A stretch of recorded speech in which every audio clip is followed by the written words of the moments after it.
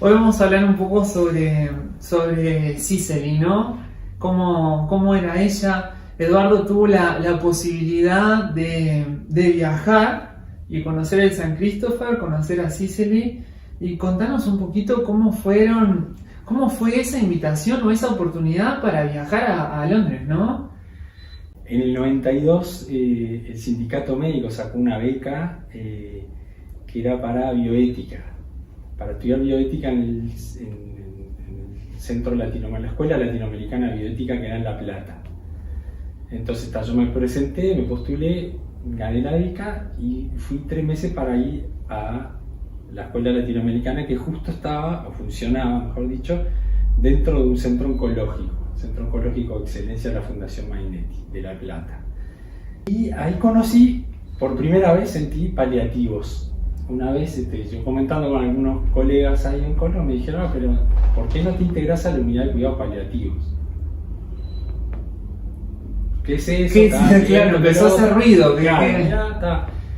¿Quién la dirige?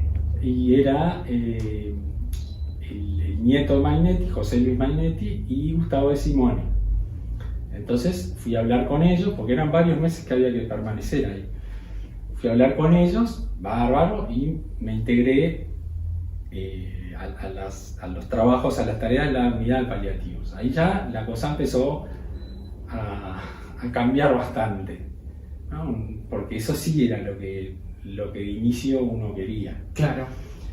Y bueno, ver pacientes, un grupo precioso, tenían un grupo espectacular.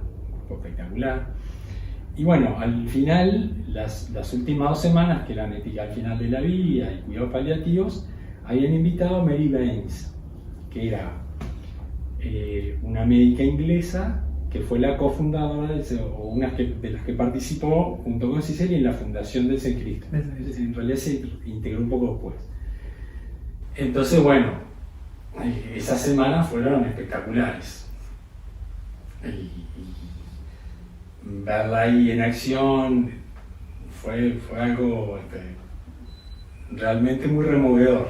¿Quién te hace la invitación para ir allá? Era una persona muy especial. Entonces termina el curso y Mary Baines me invita a mí y a una colega de La Plata para ir a San Cristo.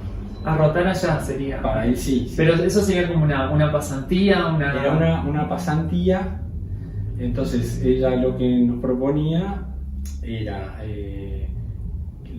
bueno, sin costo, no nos cobraban nada, porque a los europeos, y, no sé, tenía un costo eso. Claro. Me dijo, no, va sin costo.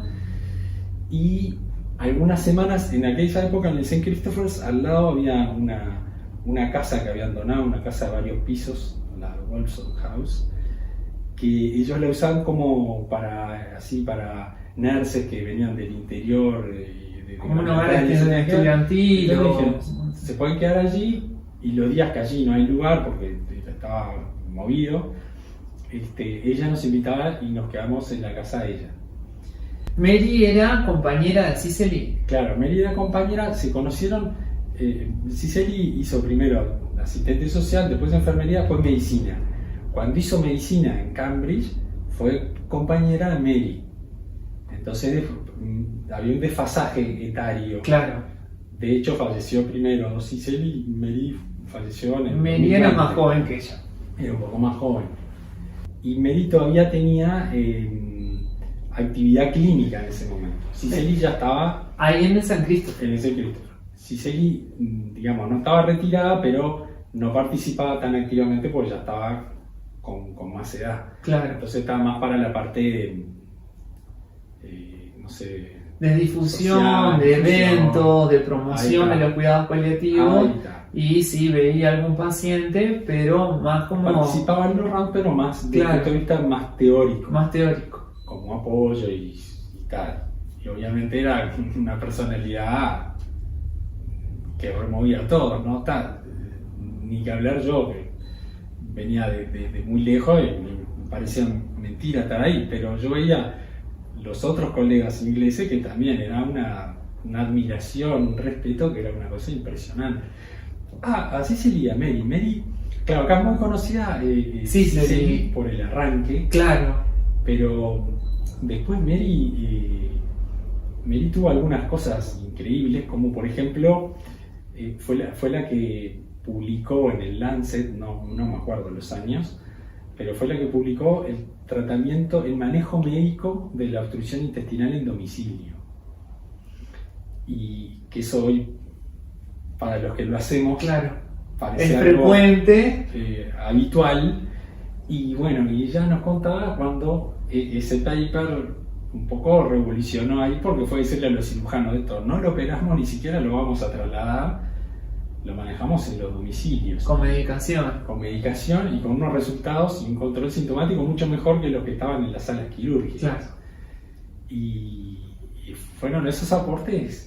Sí, que son revolucionarios, pero que favorecen el cuidado del paciente, ¿no? Y la calidad. Y que es lo que ellas realmente buscaban.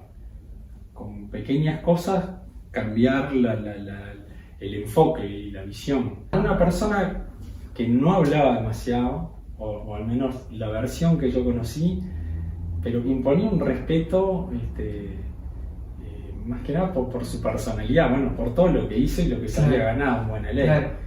Entonces eran cosas concretas, prácticas y además con una espalda enorme. Entonces son esos personajes que... Y en el trato contigo, ¿cómo fue? ¿Cómo fue ese intercambio? ¿Era distante? ¿Era cercana? No, era muy cercana.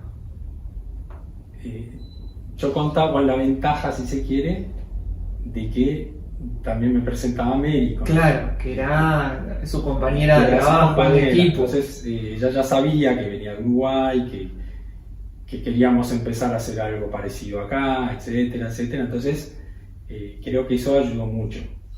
Creo no, sin duda ayudó mucho.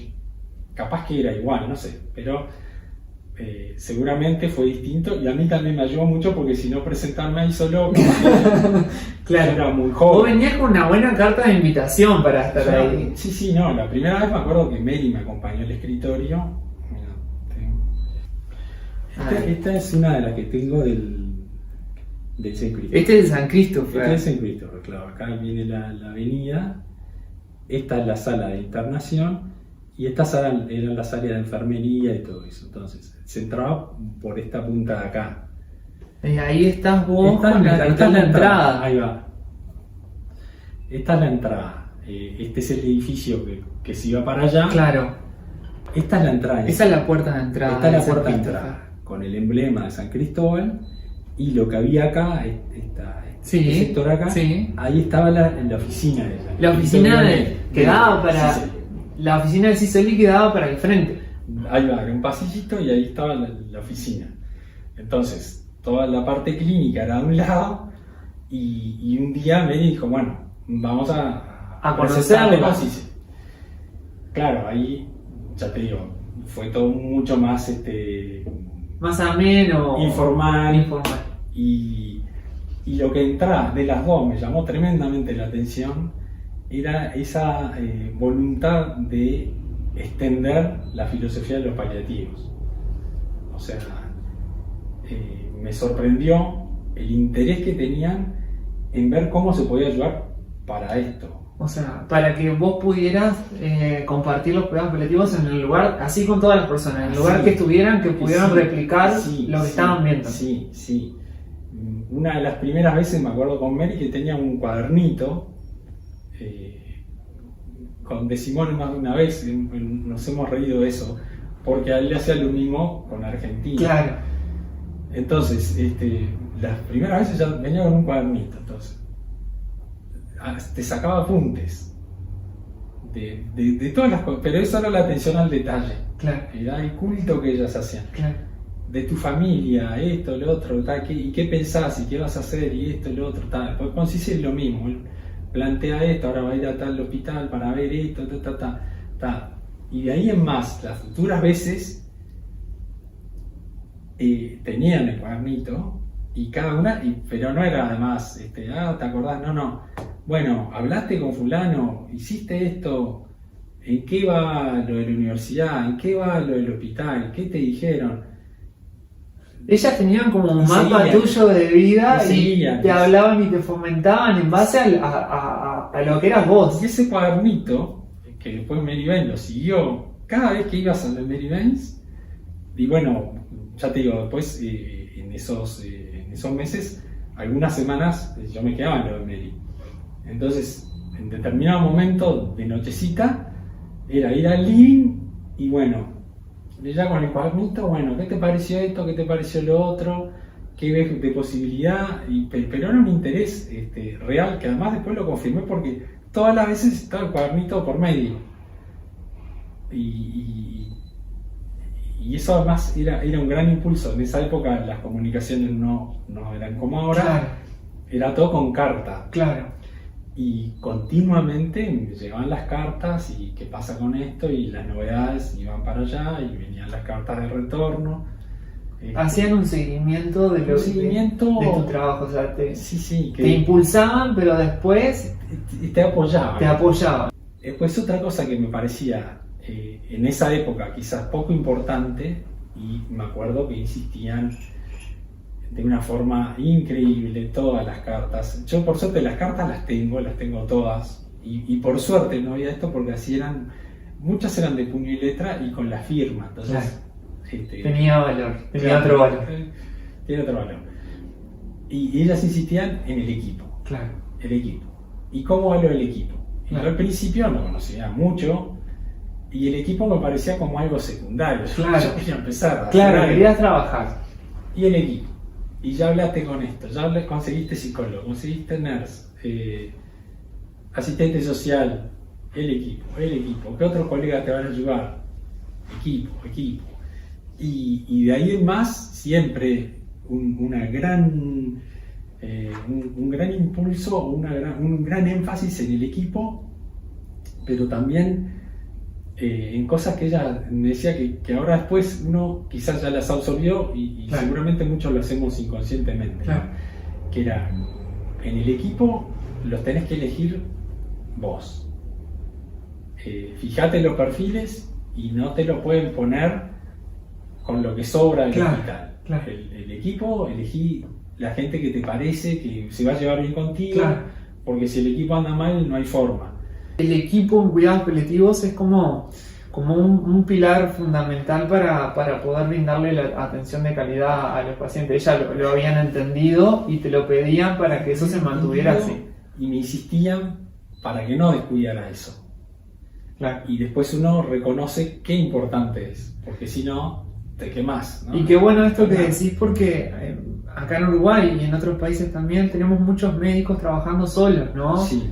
Y cuánto desgaste sufren al empezar a trabajar muy solos, ¿no? Entonces es como la idea era volver para atrás a ver qué podemos volver a recuperar, ¿no? Sí, por eso, porque es un desgaste mayor, pero además uno se pierde de compartir y de crecer y de aprender con las otras especialidades, que es fundamental. Entonces, para el paciente obviamente que va a ser o se supone que es el mayor beneficio de tener un equipo multidisciplinario. Pero los que tenemos algunos años en esto, también uno mira para atrás y dice, qué bueno, cómo me cambió la visión de tal o cual disciplina, porque realmente aprendes a valorar y las cosas que hace cada uno. Claro. Y eso es algo intransferible, pero que reconoces. Y lo otro que me acuerdo que también me insistían mucho, que a esa edad me sorprendía, te decía que ellos me sacaban apuntes de la familia. Yo ni estaba casado ahí. Y Gabriela, y qué va a hacer, y qué bueno, y va a hacer neurología, y qué bueno, que paliativos, de esto, lo otro. Y la familia y los hobbies. Una de las primeras veces me dijo, ¿qué hobby tenés? ¿Qué hobby tenés? Que estamos hablando de otra cosa, me dijo, ¿tenés hobby? ¿Qué hobby tenés? Cuidando tu salud, ¿no? Sí, emocional, sí. Mucho que estamos hablando ahora del autocuidado, ¿no? Como que primero decías, ¿qué tiene que ver? Bueno, sí. yo pensé, capaz que coleccionas ellos como yo, que capaz que no era por eso, no. Pero me decía, hay que tener algo que te distraiga. Sí, algo en tu casa que te saque. Y la familia tiene que ser el apoyo incondicional. Claro. Y la familia te tiene que soportar, porque si esto es factor de digresión familiar, no va. No sirve, seguro, ¿no? Y entonces uno entiende que después también con los años, también eso es clave. Si vos vas a tu casa y después en tu casa no tenés el apoyo, no te entienden más que nada lo que es esto y el desgaste que puedes tener y lo que uno vive en la calle cuando sale y cuando vuelve con los pacientes, se hace difícil. En cambio, cuando lo compartís, es algo que todavía te potencia más. Una vez me dijeron que los mejores inversionistas primero se preocupaban por la persona en la que iban a invertir y después por el trabajo.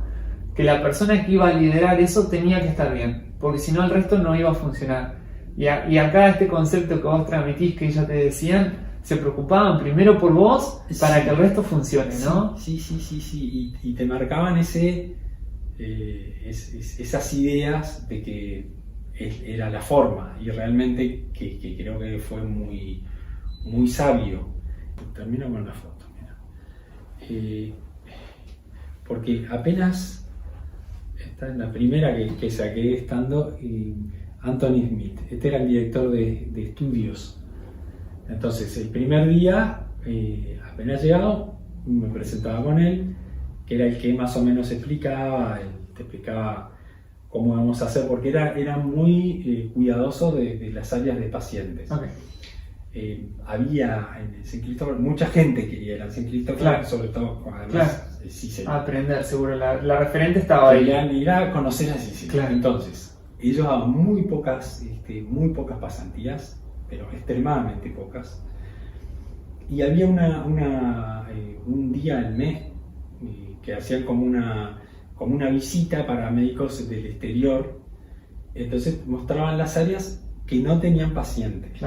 Las áreas sin pacientes. Y después terminaban en una reunión donde estaba Cicely y Mary y mostraron diapositivas, porque era lo de la época, diapositivas de cómo fueron los inicios y la historia de David Tasman y la primera ventana y todo eso. Pero eran visitas cortas. Después, con los pacientes ellos eran ultra reservados. Entonces ahí sí, esta persona, Anthony Smith, era el que más o menos te explicaba cómo ibas a hacer. Ibas rotando algunos días estabas con Mary, otros días con otro que estaba en policlínica, con auto afuera, con los pies de día, y además en los distintos pisos. Entonces ibas rotando para conocer también, por eso empezaban de mañana siempre con una reunión con el personal de enfermería de la noche, para ver cómo habían pasado, en un pase de guardia. Entonces ya te daban todo el cronograma, cómo iba a ser de ahí en más. Y esta es con Cicely. Esta es con Cicely. Está con Cicely en su escritorio.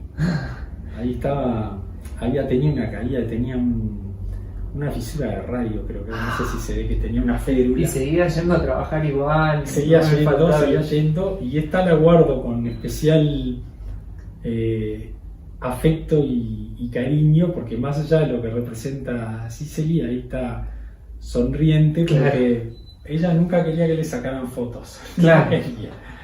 Y en esas reuniones que había, que obviamente iba todo el resto del personal, y yo iba también, pero claro, después venían las fotos y ella se decía, no quiero fotos, acá no importo yo, lo que importa son los cuidados paliativos y que aprendan. Ese es en Christopher, o sea, es la obra.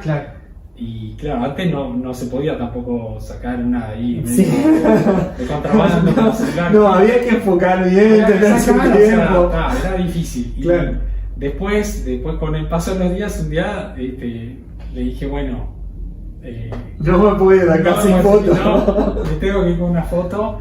Acá fue que me lo sacó esta compañera argentina, que le dije, bueno, llevamos la cámara y me saco la foto, y se reía, y sí, no hubo ningún problema. Pero por eso es la única que tengo.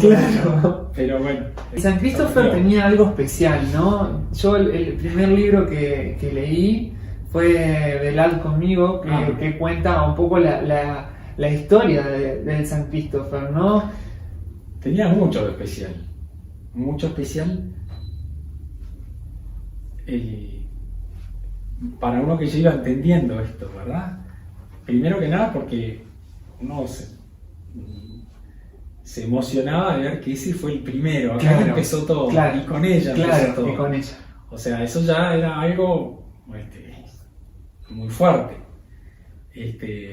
Los otros hospices, ahora te muestro algunas fotos, también eran muy innovadores, todos tenían cosas distintas, eran bárbaros. Pero claro, ninguno tenía ese que fue el primero. Ahí, Claro. ahí sí arrancó Ahí todo. empezó todo. Y bueno, la ventana de David, que está ahí, ella te la mostraba, está al lado de la puerta del escritorio de ella, de donde era su escritorio.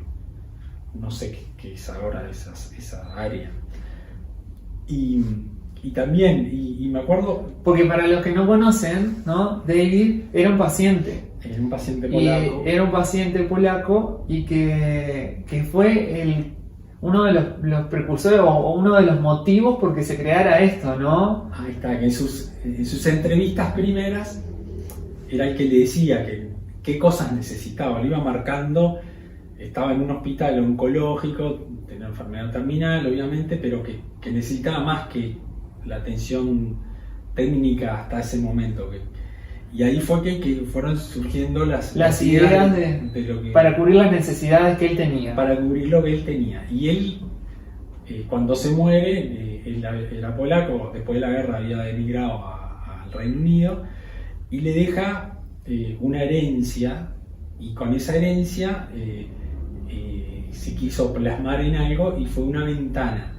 Y yo siempre tenía la idea De que la herencia había de que había sido... sido una herencia enorme. Entonces dije, sí, acá fácil lo hicieron porque le dieron una herencia. Vos decís, el San Christopher fue la herencia, Claro, ¿no? Le claro. donaron el San Y Christopher. yo decía, claro, a mí nadie me va a dar una herencia, no Claro. me voy a poder. Después me enteré que la herencia era 200 libras. 500 libras, 200. libras, o sea, fue un monto mínimo y simbólico. O sea, la excusa esa, bueno, ellos pudieron porque tuvieron esa herencia, no era válida, porque Claro. realmente el monto Claro. fue poquitísimo. Y con esas 200 libras compran esa Y ventana, fue simbólico ¿no? la Es ventana. como, bueno, para la todo ventana. lo que dio fue La para ventana. comprar la ventana. Una plaqueta que es la ventana de David. De David. Entonces, ver esas cosas también. Todo lo que trabajaron para a partir de esa ventana construir ese edificio, ¿no? Y veías esa ventana y claro. Te movía, ¿no? Seguro. Las otras cosas que de entrada te sorprendían en el St. Christopher's era el clima que se vivía. Claro. Un clima con el resto del personal de una, no sé, igualdad, no sé si igualdad, un compañerismo que uno veía distinto. Bueno, vos contabas que era muy importante lo del equipo, ¿no? El equipo- Entonces no había como tanta diferencia capaz, Diferencia. médico enfermero, médico No, auxiliar, no. médico trabajador. Además yo tenía fue mi primer viaje en avión, así que digo, no conocía otras realidades, pero siempre tenía la idea que de repente los ingleses iban a ser medios Más distante, Distantes. más frío. súper simpáticos, súper amables, y entre ellos los veía realmente con mucha integración, con muchas cosas fuera del hospital, que ahí también nos aprendiendo. Nos reunimos acá, nos reunimos allá, y te invitaban, vamos a esto, vamos a lo otro, vamos a ver un partido de fútbol en la casa de uno. Claro. Esas cosas que después uno reproduce y Claro. que sabe que eso te das cuenta de lo Claro. importante que es. Claro. Lo otro que me acuerdo que también fue fuertísimo de entrada era la capilla.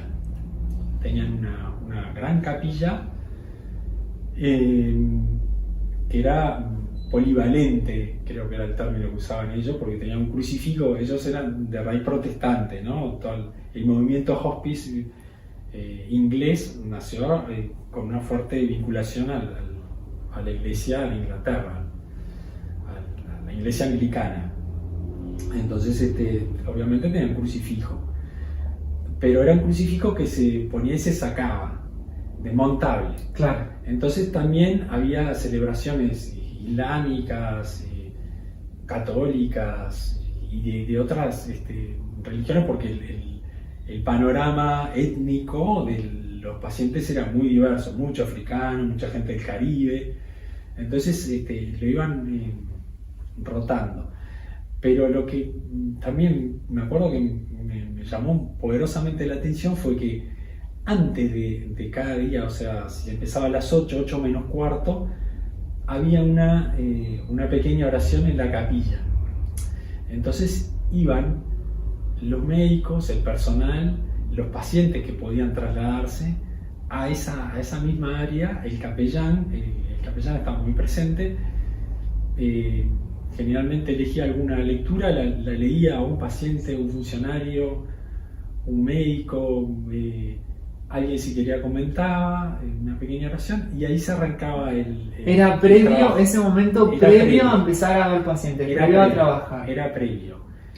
Y realmente eso marcaba, creo que un mensaje muy potente para el paciente también. Claro. Porque eran después los mismos pacientes a veces que veías al rato en la sala. Claro.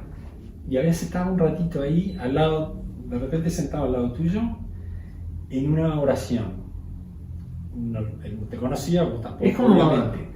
Pero como el ser humano sentado compartiendo con el otro ser humano, pero ¿no? es un mensaje que después entendí, qué fuerte eso, ¿no? De decir, obviamente que era libre, iba que quería, pero casi todo el personal iba. Claro. Y creo que el mensaje era más muy claro de, a mí no me importa solo lo físico, que te voy a Claro. preguntar dentro de un rato Claro. del dolor y Claro. el vómito, no. Claro. Me importa también otra esfera. Otra área. Otra esfera que quizás yo obviamente no la voy a abordar y va a ser el capellán o otra persona, pero creo que con esa presencia vos estás marcando que estás apuntando a algo más general y no cada uno va a hacer su función, perfecto, pero era un área que me pareció brillante, integración de lo que es el cuidado paliativo. Claro. Y ahí te salvabas, ahí te veías con porque era además como el primer contacto, o sea, llegabas con el enfermero o el paciente que habías visto el día anterior y de repente estaba ahí, entonces ya después, ¿cómo está? Bueno, vamos con la silla y me pareció algo interesantísimo, un recurso... Lo emocional, ¿no? Sí. Cuidando lo emocional, cuidando lo espiritual, cuidando... Sí. Esas áreas, esos aspectos que tanto decimos nosotros que son importantes en los pacientes. Que son muy importantes y que a veces no nos damos cuenta que los pacientes cuán atentos están a esas actitudes que a veces tenemos y a veces no tenemos, claro. o a veces desperdiciamos. Claro. Y qué importante que es para el paciente y la familia, perdón, porque también iban familiares. Entonces era como una instancia más allá de lo que podamos creer o no, porque además iba gente que también eran musulmanes, por ejemplo, iba todo el mundo, y la oración casi todos los días, no me acuerdo si hubo algo que no fuera cristiano, no me acuerdo, casi siempre era el capellán, y bueno, y leía quién quiere leer, y a veces te asignaban. Claro. Algún día me asignó a mí, que me puso demasiado estresado, pero bueno. Y por ejemplo, otro día me acuerdo que leyó Cicely, como sentada en un banco común, como cualquiera. Bueno, Cicely leyó y ya está. Y bueno, Mary también, era uno más. El primer paciente fue Mary, que me dijo, ahí habíamos estado hablando con Cicely, bueno, hay que ver un paciente ahora, hoy. Y era el primer día de llegar, un poco después de la entrevista con Anthony Smith. Yo todavía estaba dudando un poco por el idioma, porque decía, ¿cómo será esto? Después no se suelta, pero al principio, con un paciente, entonces, yo como que le dije, bueno, pero de repente capaz que vamos esperando un poco. No, hay que ver el paciente ahora. Ahora cuando terminemos, y fue una de las primeras veces con Cicely, me dijo, ahora cuando terminemos vamos a ver este paciente ya. Y bueno, sí, vamos. Sí, se decía que... Sí, vamos, aparte sí, uno estaba para eso. Está. Entonces entramos y entré con Mary Baines, y era una sala individual, había muchas salas compartidas. Esta era una sala individual, una paciente femenina que estaba en coma y no había familiares. Entonces Mary tomó una silla, se sentó de un lado y me dijo, toma una silla y sentate del otro lado. Yo me senté y bueno, me le tomó la mano y primero que nada me presentó a mí. Dijo, él es el doctor Eduardo en Uruguay. Paciente que estaba en coma, ¿no? En coma. Paciente en coma. En coma. Y le empezó a hablar. Me había hecho primero una breve introducción, una paciente obviamente agónica. No me acuerdo más detalles, me acuerdo la situación. Entonces le empezó a hablar, bueno, la situación clínica se deterioró, no me acuerdo más detalles, pero le explicó todo. De la mano, vamos a hacer lo posible para que todo siga bien, ya hablamos con tu familia, todo como una entrevista normal, pero diferente. Ahí entendí, esa paciente se murió en breve, por eso el apuro claro, que viera. Por eso había que verla ya, esa paciente. Y por eso tampoco yo no tuve que hablar, o sea, por eso también... Por eso, claro, te llevaron... La ansiedad de hablar no importaba, necesario. No les importaba. Entonces después que salimos, se despidió, me despedí, corregimos las sillas y salimos, y ahí me dice, bueno, vamos a hablar de este paciente. ¿Qué te pareció?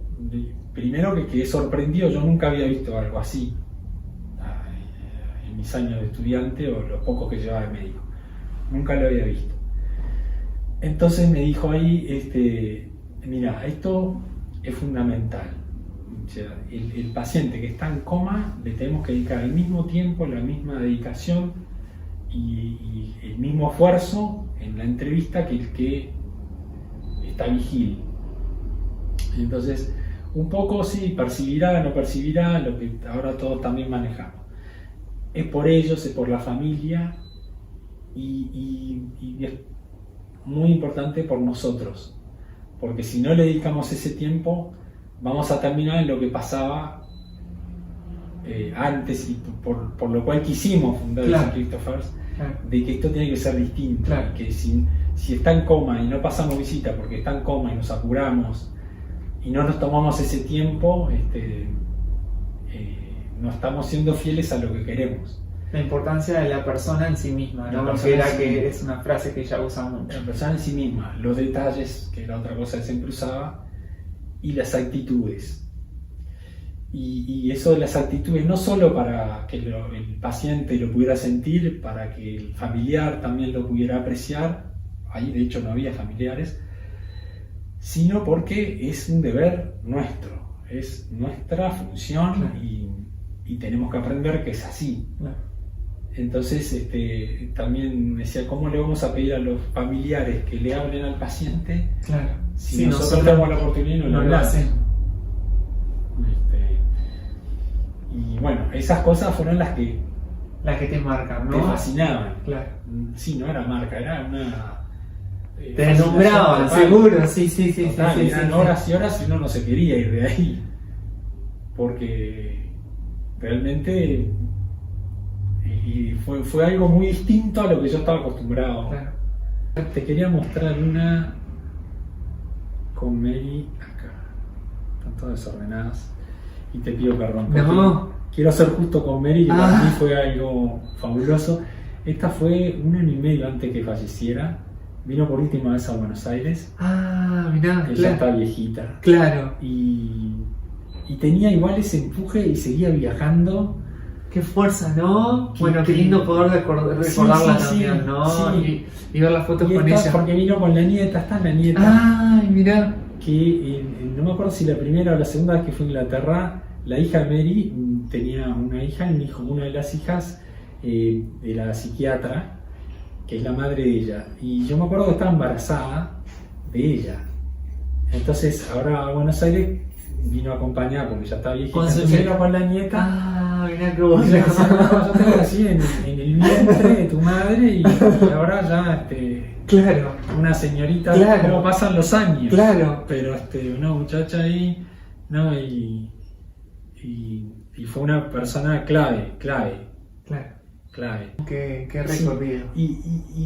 Y lo otro, que se me vino a la mente con esos hospice, que uno decía, qué brutal, cómo hicieron estas estructuras y cómo funcionan. Varias, en el San Christopher fue la primera, una de las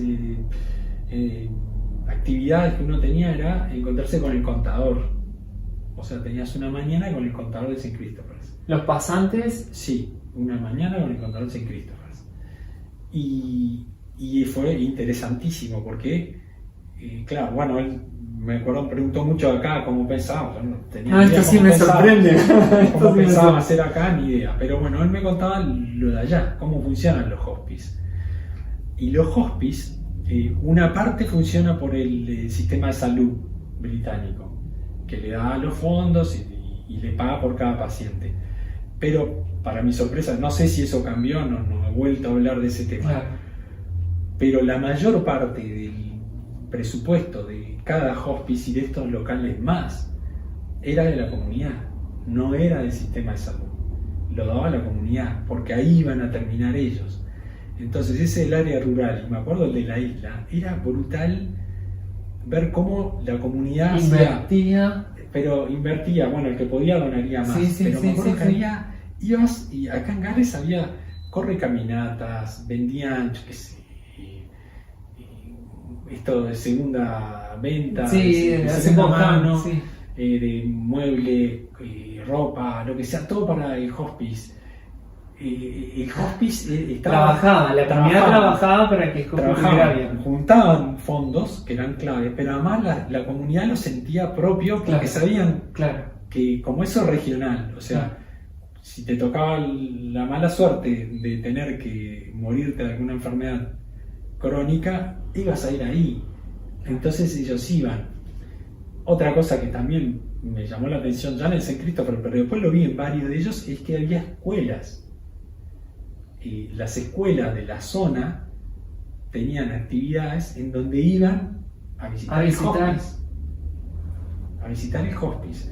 Obviamente no las áreas de internación, pero áreas donde había pacientes que podían interactuar y estaban bien de aspecto.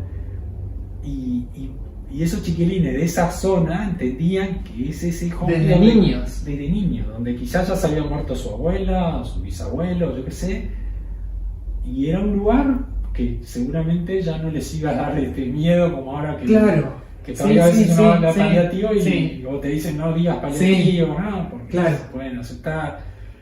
Ahí como que era una forma de incorporarlo a la comunidad. Y eso es otro tema que me sorprendió y del que estamos muy lejos. Sí, ahora me haces acordar de que justo hay un proyecto que tiene un grupo de argentinos que se llama IPA, que trabaja el duelo en escuelas, ¿no? Y cómo se está tratando de llevar estos temas a los niños, ¿no? Porque muchas veces somos nosotros los que frenamos por no querer acercarles esto que se entiende a veces como no quiero ver al abuelo mal, no quiero que te quedes con ese recuerdo. Sin embargo, lo sano que es y cómo los ayuda en su crecimiento en la vida, ¿no? Cómo nos ayuda a incorporar la vida y la muerte. Pero cómo también la comunidad tiene que aprender a que es parte de la realidad, parte de la vida. Y es parte de la vida, pero es responsable además de esos hobbies y de lo que pase ahí. Y evidentemente no parecían instituciones públicas, porque eran deslumbrantes en todo sentido, pero vos entendés también que el cuidado de la gente que usaba ese servicio seguramente era muy especial, porque habían colaborado y los familiares iban a seguir colaborando y ellos lo sentían propio. Era una cosa distinta. Y los puestos para tener más médicos o más personal en el hospice también dependían de los recursos que juntaba la comunidad. Entonces, si juntabas más, podías aplicar para otra plaza y obviamente eso iba a ser mejor. Entonces, también es eso, responsabilizar a la comunidad, que no es solo tendríamos que poner otro médico, que cosa esta, que cosa otra. No. ¿Qué necesidad? Bueno, acá era algo que participabas. Y se quejarían, no me acuerdo mucho, pero bueno, también eran parte del problema, de la solución del problema. Entonces resultaba curioso. Claro, qué bueno. Sí. ¿Cuánto nos enseñaron, no? Sí. Y ahora repasando un poco tu experiencia en ese Christopher con Cicely, con Mary y demás, las enseñanzas que nos dejan hoy, ¿no? Estar atento a los detalles de la persona, a los pacientes, la importancia de la espiritualidad y los aspectos emocionales de ello, el cuidado de nosotros como personas, nuestro autocuidado, el hecho de tener hobbies, de tener actividades que nuestra familia no contengan, el hecho de la integración del equipo, que el equipo sea interdisciplinario, que tenga toda la disciplina, que haya una igualdad a la hora de poder comunicarnos, ¿no? entre el equipo para poder transmitirlo a la familia, ¿no? Y el hecho de que poder compartir los cuidados paliativos con la comunidad también, ¿no? Desde niños, entendiendo de qué se trata, no dramatizando, sino mostrándolo como parte de la vida. Y creo que ellas lo mostraban así, ¿no? Y esa cercanía que vos nos contás que tenía Cicely, que tenía su compañera con las personas, es la que nosotros queremos transmitir a través de los cuidados paliativos. Perfecta síntesis, veo que me escuchas. Está bien. No, pero es así, es tal cual. Son esos puntos que quizá uno a veces no contempla con la magnitud que tienen y que seguramente todos lo hacemos sin darnos cuenta. Lo que pasa que a veces, y a veces está bueno, yo trabajo mucho en la calle y me encanta porque también creo que nos pasa a todos, que después cuando uno sube al auto va pensando y repasando las cosas y repasa y antes de preparar la otra visita que vamos en camino, y creo que está buenísimo que nos demos cuenta de lo importante que son esas cosas.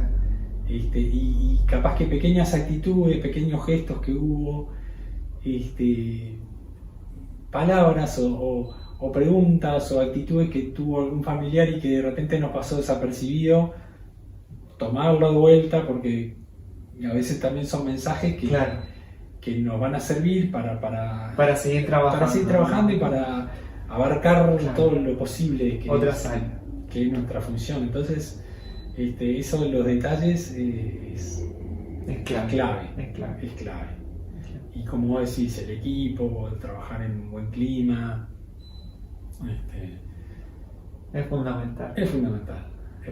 Eduardo, muchísimas gracias por acompañarnos, muchísimas gracias por tu tiempo, por contarnos esto, ¿no? Y poder viajar un poquito a la esencia de los cuidados paliativos para repasar los fundamentos.